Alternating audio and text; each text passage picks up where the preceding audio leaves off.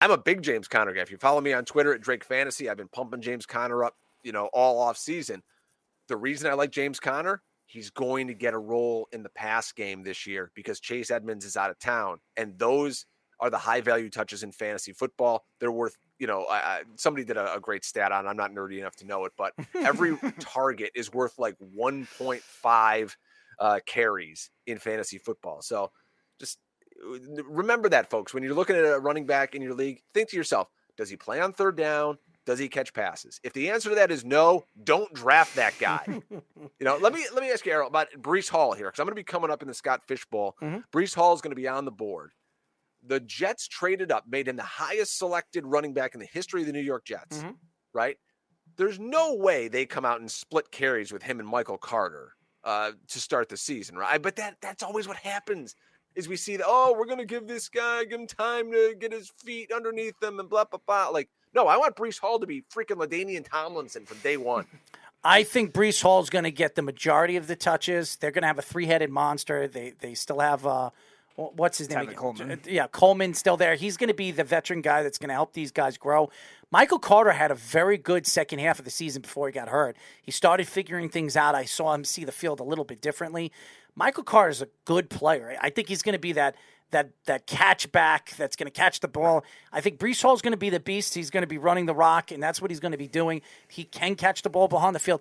But I believe Breece Hall, one way or another, if it's not the beginning of this year, by the end of the year, he will get the majority of the touches. But Michael Carter is going to still be touching the ball at least 15, 16. They're going to be a run first, run second, throw third type of team. As we know what Shanahan likes to do and McVay likes to do, it's run, then throw. Run, then throw. Open up the play action. That's what they do. And if the Jets are successful this year offensively, they're going to have to run the ball efficiently. And they have two good young backs that could turn out to be breakout backs for, fantasy and for the New York Jets. I want to see Zach Wilson get the ball to these running backs in space, because you can look at Michael Carter and the receptions he had last year and Ty Johnson and all those guys, but those weren't games that Zach Wilson was playing. That's when they had, whatever bum off the street they could find that Mike week White and Josh Johnson. And that's really, those were the guys that were getting the ball to the running backs. I think Michael Carter, I'm trying to look it up as we speak here, but he had some game. It was just out of control. What was that guy's name? They're running their quarterback they brought in. Mike White was one, Mike and then White. Josh Johnson was another. I don't know. Yeah, White, I guess. It was White, yes. And he looked great. Remember, for like a game? Yeah, against the Bengals. The Bengals. Yeah. He might be the guy. Like, this might be a quarterback controversy here in New York. And then what always happens with these backup quarterbacks, they have to play a second week, and they look like absolute trash. When there's any speck of film on them. And again, that is the ideal emotional letdown game after the Bengals had that big blowout, like 49-10 win against the Ravens the week before, and Wink Martindale and Joe Burrow, that whole trash talk feud. And then the Bengals just had the ultimate letdown game, lose against the Jets.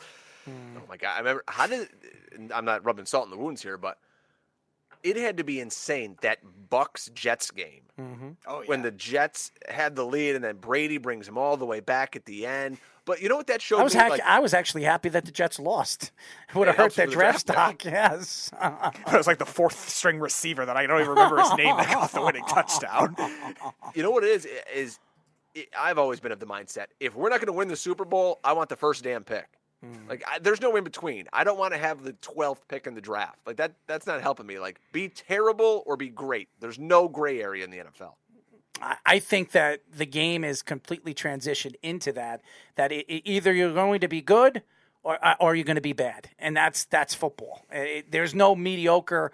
I think this year we're going to see 9 teams, 10 teams that are absolutely horrible. And then there will be the rest of the teams will be good, but they're so in the AFC, everybody's so talented. It doesn't matter. I'll tell you this. I will bet you that a 10-win team will not make the playoffs this year. Ooh. I will bet you a 10-win team doesn't make the playoffs this year. That's how good the AFC is going to be.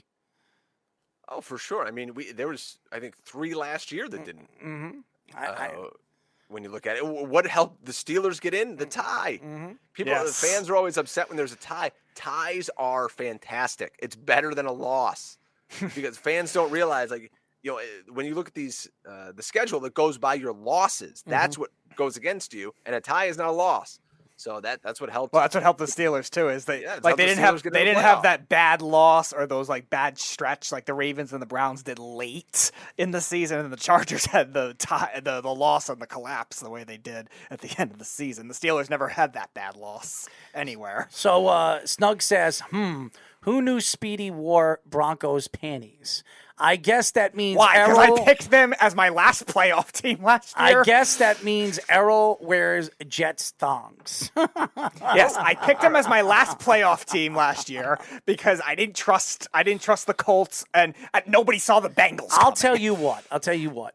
If you buy me a Jets thong, I'll wear it live on this radio show, and I'll show you that I'm wearing it. I could care less, honestly. I'll wear a Jets thong on my forehead. It doesn't even matter. If it helps the Jets win, that's all that matters to me. I'll go out to a Jets game in the pure winter wearing a Jets thong all game long if it helps the Jets get into the playoffs, okay? There you go. I I misspoke. 3 9-win teams did not make the playoffs. I expect AFC. Baltimore. I expect Baltimore with a contract year for Lamar Jackson and with the talent that they added in the offseason with the draft and free agency. I expect them to be a very hard team to beat. They win the division hands down in the North. Hands They down. were so injured last year. And still won 8 games. But like I said, Lamar's playing for a contract. It's ludicrous that they're going into this final year here without a contract. Well, because he's his own agent. If he had a real agent, Lamar Jackson signed, and it's over with. But Lamar, he's got a problem with social media. This has been his problem going into the offseason. After the playoffs, he said what he said, and he did that video thing. I forget the video thing he posted up with the fan. It embarrassed him. The problem with Lamar Jackson is he's so caught up with the social media. These athletes need to step away from that and just do what you have to do to get your contracts. Because to me, an athlete can make as much as they want. I don't care. Football players, it should be guaranteed money. The NBA, it's ridiculous how much. Do you know? I don't know if you know this.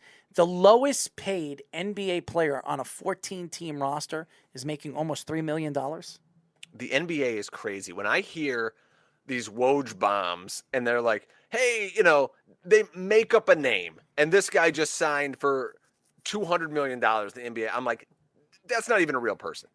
Like that's a character from Arrested Development. Like it's not real.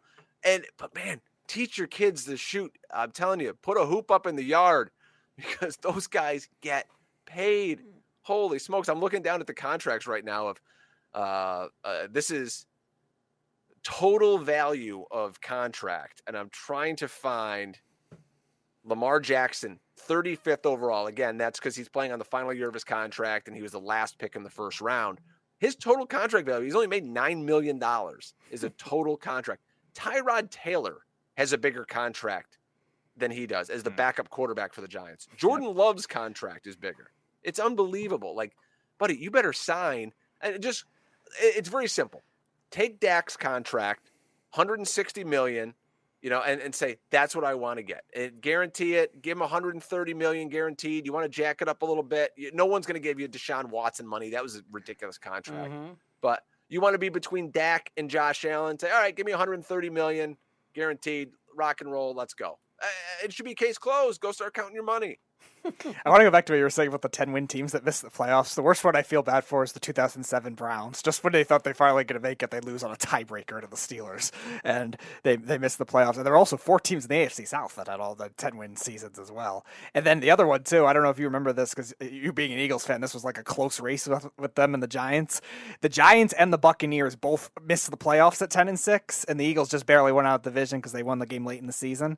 Against the Giants, and then the Packers make the last wild card spot and end up winning the Super Bowl. Oh my gosh. Yeah, people never remember like the seed or anything when it comes to the NFL playoffs. Everyone just looks back and go, oh yeah, Cincinnati, they were in it. And blah, blah, blah. Like, okay, they were 10-7. They were okay. There were nothing special. They got hot and they won a couple of games, but we'll see what happens this year. The NFL is just so crazy. And that's why we love it, because it's 17 weeks of madness. and it was 17 games, 18 weeks. I love it. So I'm so excited. The training camps were around the corner, and fantasy drafts are getting going, and we can finally get some real news in the NFL because Lord knows it's the deadest time of the year for NFL news. I mean, people are pulling up, quotes on RotoWire from, just random bloggers like, oh, this guy's a source and he knows the inside scoop on DeShaun Watson. Like, no, he doesn't. Just stop. No, the guy that said today was a Cleveland guy, so I don't know how much you go into that. Yeah, it's just that whole situation's crazy. My take on that. Let's get the guesses from you guys. How many games is DeShaun Watson 6. suspended? 10. 6. I have Okay. 10. My guess was 12. Okay. The initial, I would say they're going to come out and say 12, and then it gets bargained down to 8 to 10. Okay. I think 6 to 8. That's where I think he's going to be. I can't see them giving any more, especially when there's no proof that he really even did anything except the 3 girls that he admitted to, which 2 out of the 3, he has text messages showing that these girls actually wanted, and one of them that he had sex with supposedly wanted to date him. So it's like there's nothing, and that's why he settled with those other girls, even though everybody says, why did he settle? Because he just wants this over with. He wants to move on. I think that a lot of these girls smelt money. The guy got a big, huge contract, and they just wanted to cash in on it, and that's understandable. That's anybody in this world. It's the world, the way the world works, especially the way the economy is and the way the market is right now. Everybody's trying to look for free money, and that's why everybody's suing. I think deep down, he's a super horny dude that was creeping on chicks on Instagram. Like, if you're a guy who's, young, you're, 25 years old or whatever DeShaun Watson is, and your body is your temple, you don't go out and hire rando chicks on Instagram to give you massages when you can have the best professional masseuses give you massages. Did you even see the girls that were massaging him? Most of them were hideous. I mean, maybe that's his thing. I mean, but look at his woman. Look at his girlfriend. She's gorgeous. I mean, it doesn't make sense. Maybe that's his cover. It doesn't make any sense. None of it. By the way, the Yankees are down. Holmes, for the first time I saw Holmes, gave up extra runs and cost the Yankees possibly a game. They're down. Yeah, they're up 3-0 entering the inning, and I guess they're down 4-3 now. I saw it was down 4-3. Wow. I mean, like, Chapman's cooked. I remember watching him earlier this season. I've always got this kind of spidey sense. I can see guys once, and I immediately I know. I'm just like, nah, either a guy's great, he stinks, whatever. I remember watching Chapman earlier this year. I'm like, he's done. The guy, he's totally cooked. I mean, they'll keep him around, maybe see what you can get for him at the deadline. But what do you do with this guy? You don't want to put him in the game in the playoffs. No, and the way the Yankees have played over the weekend, they had 2 games that they should have beaten the Red Sox. They were up on Saturday going into 7th inning. Their bullpen choked. Then on Sunday, their bullpen choked. Well, their starting pitcher, Tyone was up like 6-3 or 6-2, choked and let the Red Sox get back in, and they beat them in extra innings. And now you have the Yankees again, the bullpen that's been so dominant throughout the year. And we expected this. Anybody that thought the Yankees were just going to go flow right through, I knew they were going to go on a skid where they were going to lose 3, 4, 5 games. You know what I mean?